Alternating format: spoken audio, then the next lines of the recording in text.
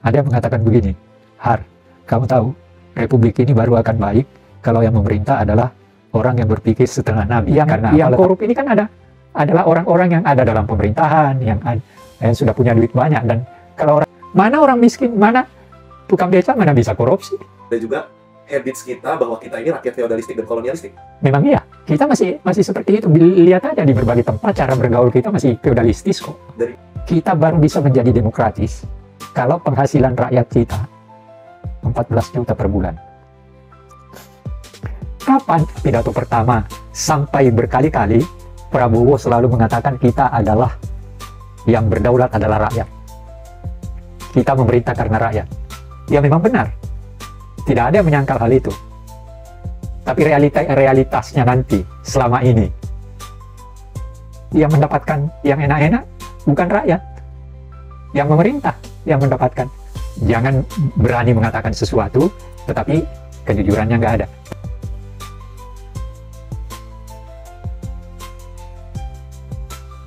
Belakangan ini kan banyak yang menyebutkan bahwa negara ini tuh menerapkan, terutama penguasanya adalah feodalistik. Kalau menurut Atta gimana? Kalau itu dalam batas tertentu ada benarnya. Saya pernah diskusi dengan beberapa tokoh, tapi saya tidak mau sebut namanya. Ada yang mengatakan begini, Har, kamu tahu Republik ini baru akan baik kalau yang memerintah adalah orang yang berpikir setengah nabi. Karena apa letaknya? Letaknya pada persoalan masyarakat kita sendiri, iya kan? Seperti korupsi. Orang selalu, ya korupsi bukan sesuatu yang aneh dalam masyarakat kolonialistis dan masyarakat feodalistik. Tidak ada raja yang tidak korup. Tidak ada pemerintah kolonial yang tidak korup. Cuma terbuka atau tidak, ketahuan atau tidak. Hanya itu aja. Dan sampai sekarang kan juga tetap. Yang korup ini kan adalah orang-orang yang ada dalam pemerintahan, yang sudah punya duit banyak. Dan kalau orang katakan begini, yang korup itu, ya memang orang yang punya kesempatan. Dan orang yang punya duit, orang kaya semua itu yang korup. Mana orang miskin, mana tukang beca, mana bisa korupsi. Tukang ojek, mana bisa korupsi. Yang bisa korupsi itu adalah kepala sekolah. Artinya ada kedudukannya. Iya kan? Kedudukan itu yang membuka ruang bagi dia untuk korup. Kalau dia tidak punya hati nurani. Tapi dalam batas tertentu juga berarti di samping itu secara psikologis ada juga habits kita bahwa kita ini rakyat feodalistik dan kolonialistik. Memang iya, kita masih seperti itu. Lihat aja di berbagai tempat cara bergaul kita masih feodalistis kok. Dari mana, Pak? Maksudnya coba kelihatan di dalam birokrasi kita kan sebagian besar masih feodalistik. Kita datang masih bungku-bungku segala macam. Masih. Nah, itu yang menjadi persoalan besar bagi kita ketika kita mau, dan apalagi kan susahnya apa? Tingkat pendidikan kita rata-rata masih SD, SMP. Bagaimana Anda mau mengajak mereka menjadi demokrat? Ada satu pidato apa ya, pidato pengukuhan profesor dari, nanti juga saya cari, yang mengatakan bahwa kita baru bisa menjadi demokratis kalau penghasilan rakyat kita 14 juta per bulan. Kapan? 14 juta bagi rakyat, jangankan membayangkannya aja susah. Kali 3 UMR itu. Iya kan? Kan itu. Nah, ambil sebagai satu contoh yang sedang ribut. Bansos. Mereka yang terima bansos akhirnya judol. Nah, apa artinya? Di situ ada persoalan psikologi kan? Psikologi siapa? Psikologi orang miskin. Dia dikasih sedikit, ada ruang di mana membayangkan bisa mendapatkan banyak. Judul itu kan mungkin dia pasang 1-2 kali menang banyak. Nah, seterusnya dia mau begitu. Tapi judul ini kan pencuri. Iya kan? Dia pancing orang, sudah itu dikuras. Dan memang harus diingat juga, negeri kita itu negeri penjudi loh.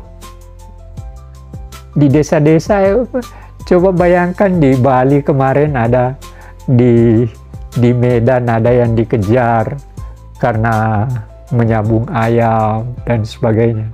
Masyarakat kita juga memang masih penjudi. Jadi mau petinggi, penguasa, ataupun masyarakat, itu adalah masih dari sikap bahwa kita ini adalah rakyat jajahan. Memang iya, dalam arti bahwa hal-hal tertentu daripada sikap kita masih bersikap rakyat jajahan, bersikap rakyat feodalistik. Itu fakta kok, sehari-hari kamu bisa lihat. Nah, ini yang harus pemerintah lewat Departemen Pendidikan harus berusaha bagaimana memasukkan hal-hal yang bersifat demokratis itu di kalangan pendidikan. Nah, belum lagi yang susahnya itu apa namanya, bullying segala macam berkembang, dan ya itu semua kan tidak akan menyebabkan kita akan menjadi lebih baik. Jadi solusinya apa nih untuk kita menetapkan demokrasi yang baik dan benar dan berkepanjangan? Iya, lewat pendidikan dan sikap daripada penguasa. Maukah mereka seperti yang terlihat sejak pidato pertama sampai berkali-kali Prabowo selalu mengatakan kita adalah yang berdaulat adalah rakyat. Kita memerintah karena rakyat. Ya memang benar. Tidak ada yang menyangkal hal itu. Tapi realitasnya nanti selama ini yang mendapatkan yang enak-enak bukan rakyat, yang memerintah yang mendapatkan gajinya, rumahnya, fasilitasnya. Apa rakyat dapat? Kan itu. Makanya orang partai misalnya berlomba untuk menduduki jabatan itu. Bukan tujuan utamanya untuk mengabdi kepada rakyat, tapi untuk menikmati. Mungkin saya menduga begitu, jadi saya tidak menuduh, tapi saya melihat gejala itu. Nah, di situ kesulitan kita. Apa yang didengungkan oleh Presiden Prabowo benar secara orang, bagaimana rakyat harus berperan, bagaimana politik itu adalah tujuannya untuk membela rakyat dan sebagainya dan sebagainya. Tidak ada yang salah dengan itu. Tapi yang akan menjadi persoalan bagaimana mewujudkan, bagaimana merealisasikan itu. Bagaimana presiden mengajak semua lapisan untuk memahami apa yang dia katakan. Dan akankah terlaksana?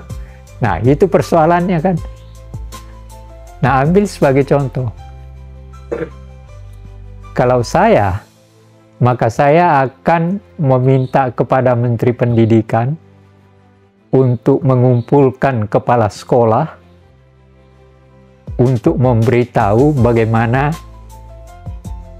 ide Prabowo, presiden kita, yang dalam hal tertentu sangat berbeda,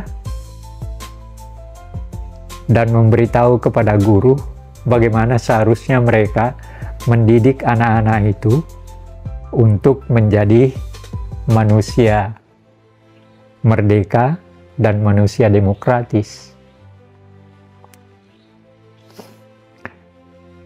Satu-satunya jalan adalah pendidikan itu. Nah juga sebenarnya ini kalau bisa ya dari rumah. Saya nggak pernah maksa kamu punya ibu untuk masuk di jurusan ini, untuk tanian juga enggak. Ya pilihannya dia. Pola asuh. Nah, itu persoalan. Jadi inilah yang menjadi bagian dari proses kehidupan kita. Dan ini harus dilihat secara jujur, secara berani, sehingga kalau terjadi dialog di antara kita tidak menjadi orang kayak bertengkar. Ya kita bicara secara jujur dengan fakta kita masing-masing, dengan buku yang kita miliki, dengan teori yang kita pahami, dan sebagainya. Tapi tidak saling maki-maki. Yang ada kecenderungan saya lihat di TV, orang tidak dialog, orang malah bertengkar. Iya, demokrasi tidak begitu. Sebenarnya begini, sering orang lupa, demokrasi itu sederhana kok pengertiannya. Artinya, kita akan mendapatkan sesuatu berdasarkan aturan yang kita sepakati bersama. Kan itu. Ini apa artinya? Ini artinya apa? Yaitu tidak akan terjadi pertengkaran karena landasan kita adalah aturan yang kita sepakati bersama.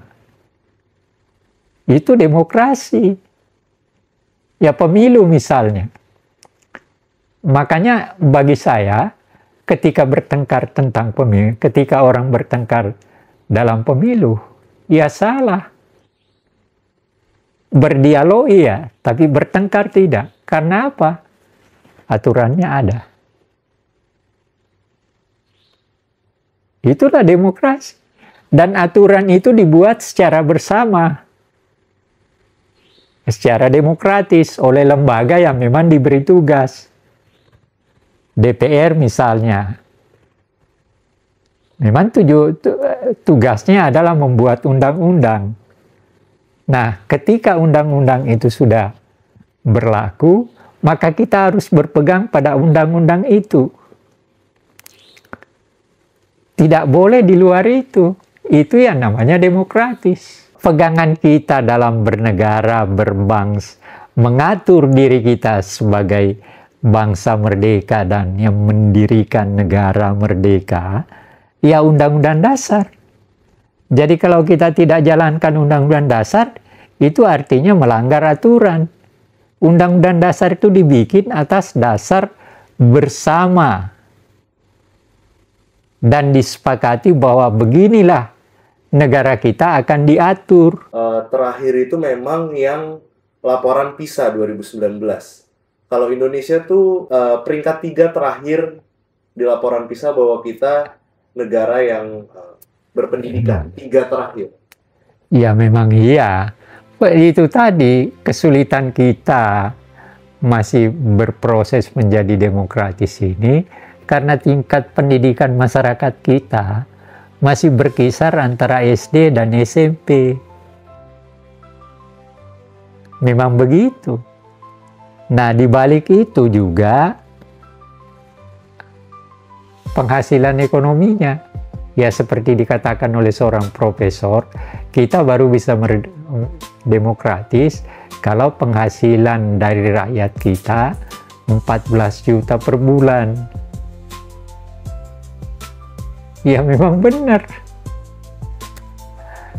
Gitu. Jadi inilah yang hal-hal seperti ini kita akan membuat episode-episode sebagai warga negara yang memiliki latar belakang pendidikan tertentu, memiliki pengalaman tertentu. Saya tidak berkata bahwa saya hebat, tapi saya mempunyai rasa keharusan untuk membuat kegiatan ini agar masyarakat mau berdialog. Saya belum tentu benar. Justru karena saya belum tentu benar, maka saya terbuka untuk dikritik, dan dalam proses kritik itulah bisa terjadi dialog. Jadi jangan menyangka para melihat YouTube ini bahwa saya mau menunjukkan kehebatan apa dan sebagainya. Sama sekali tidak. Tapi latar belakang pendidikan saya mengharuskan saya untuk melakukan sesuatu. Ya seperti inilah yang saya bisa lakukan. Mengajak kepada Anda untuk berpikir secara jujur dan berani. Ya. Dua hal itu jangan. Jujur dan berani. Jangan berani mengatakan sesuatu, tetapi kejujurannya nggak ada. Tetapi kalau tidak punya keberanian, kejujuran yang kita miliki, belum tentu kita mau ngomong, karena kita ada rasa takut. Tapi keberanian kita yang kita miliki, bukan untuk menyombongkan diri. Tuhan marah, Tuhan sangat benci pada orang sombong. Iya. Itu ada dalam Al-Quran. Jadi, ya saya mau mengajak sesama warga Republik untuk berdialog secara jujur dan berani. Saya kira itu episode ini dulu lah.